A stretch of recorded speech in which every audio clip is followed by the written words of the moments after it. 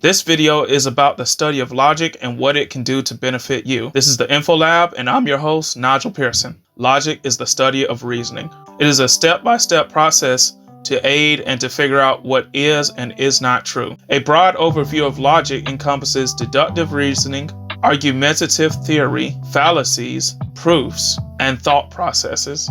Logic is divided into two parts: formal logic and informal logic. Formal logic is often concerned with deductive reasoning and argument structure. It often consists of mathematical symbols as well. Unlike informal logic, formal logic is often concerned with verifying that the premise and the conclusion is true. Informal logic is far less mathematical and is often more concerned with the content of the conversation. If you have ever watched a debate, many of the tactics that are used are drawn from informal logical principles.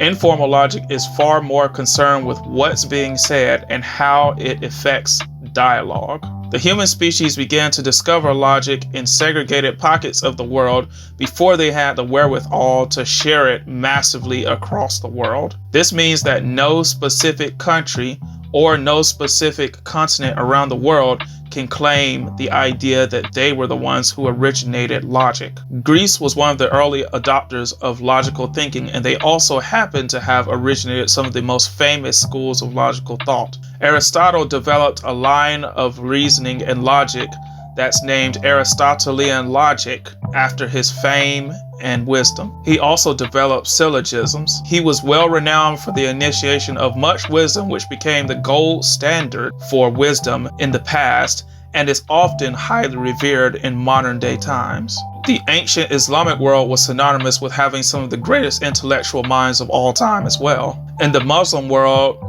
Aristotelian logic was replaced with Avicennian logic. The Muslim world favored the logical principles of Ibn Sina and Fakhr al-Din al-Razi. Now let's give an example of how logic can help you in your everyday life. The logical mind does not draw a conclusion from the first set of facts that's given to him or her. The logical mind analyzes the assumptions, gathers more facts, and uses those facts to come up with a conclusion. Let's assume that your friends introduce you to two bankers. Let's also assume that one banker is extremely wealthy and the other banker is not wealthy. You must figure out which one is wealthy and which one is not wealthy. One of your friends says, Banker A is wealthy. He has a $750,000 house, a brand new Mercedes-Benz, high-end furniture, and his children go to private school. Your friend also says that Banker B is not wealthy because he lives in an apartment with his wife. He drives a $5,000 Toyota Camry. His children go to public school and his furniture is used. One could very reasonably and very easily come to the conclusion